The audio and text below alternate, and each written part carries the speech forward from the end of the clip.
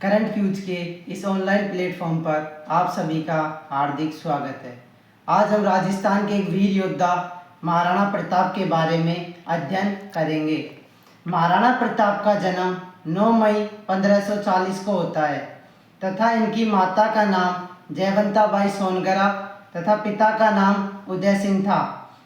महाराणा प्रताप का जन्म कुंभलगढ़ के बादल महल में होता है। इनके बचपन का नाम कीका था। इनकी पत्नी का नाम अजबदे पंवार। इनका पहला राजतिलक गोगुंदा में होता है। इनका राजतिलक कृष्णदास चुंडावत के द्वारा किया जाता है क्योंकि उदय सिंह प्रताप को राजा न बनाकर इनके भाई को राजा बना जाते हैं।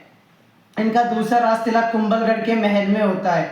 इनके राजा बनते ही अकबर इनके दरबार में 4 दूत भेजता है।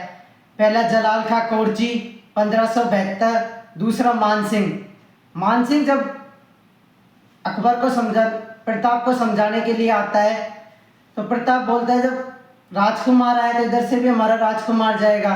तो अमर सिंह जाता है तो मानसिंह बोलता है प्रताप क्यों नहीं आया। तो बोलता है अमर सिंह बड़ा हंसमुख मिजाज का आदमी, बोलता है नहीं पिताजी के तो पेट में दर्द है। तो बोलता है मानसिंह को गुस्सा आता है और बोलता है ठीक है इनका पेट दर्द तो मैं युद्ध के मैदान में मिटा दूंगा। जो मानसिंह चलने लगता है तो अमर सिंह बोलता है रुक, ये सोजत पाली की मेहंदी फेमस है, अपनी बुआ जी के लिए ले जाना। बुआ जी, मानसिंह की बुआ की शादी अकबर के साथ कर दी जाती है। इसके बाद भगवान दास आता है 1573 सितंबर के महीने। इसके बाद 1573 में ही टोडरमल को भेजा जाता है। इसके बाद हल्दी घाटी का युद्ध जो कि 18 जून 1576 को होता है तथा गौरीशंकर हीराचंद ओझा के अनुसार 21 जून 1576 को मुगल बादशाह युद्ध में खुद शामिल न होकर अपने सेनापतियों को भेजते थे।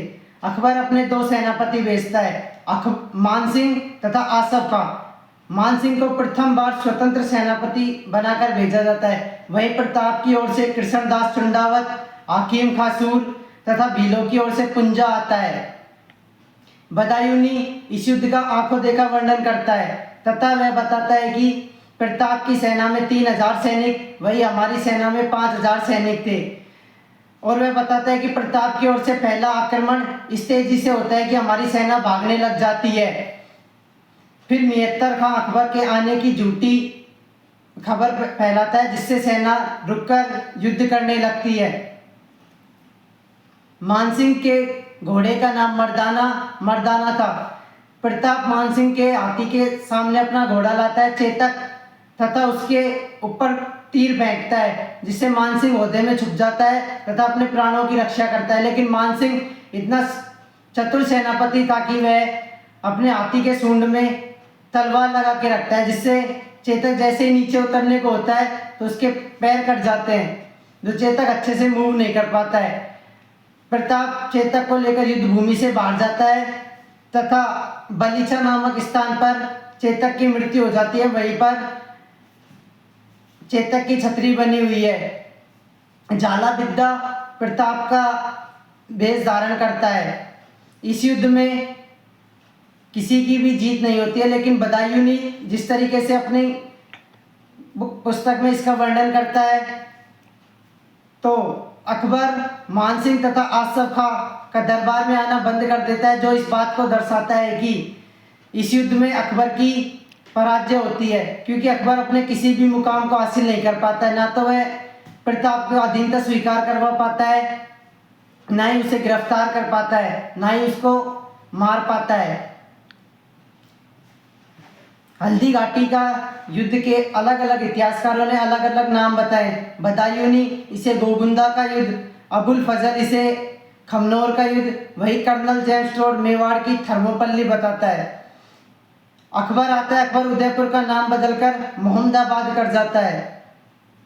कुंभलगढ़ का युद्ध, कुंभलगढ़ के लिए शाहबाज खां को भेजा जाता है। शाहबाज खां कुंभलगढ़ के ऊपर 3 बार आक्रमण करता है, 1577, 78 और 1579। 3 अप्रैल 1578 को कुंभलगढ़ पर विजय प्राप्त करता है।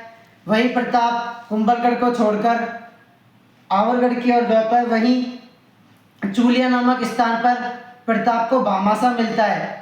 भामासा प्रताप को इतने पैसे देता है कि उसकी 25,000 की सेना 12 सालों तक एक स्थान पर बैठकर खा सकते हैं। वह 25 लाख रुपए नगद तथा 20 लाख सोने की असरफिया देता है। इसीलिए आज भी जितनी भी गवर्नमेंट की स्कीम आती है वह भामाशाह के नाम से ही आती है। इसके बाद शेरपुर घटना जो कि 1580 की है, इसमें अब्दुल रहीम खान खाना को भेजा जाता है। वही अमर सिंह अब्दुल रहीम खान खाना की बेगमों को उठा लाता है।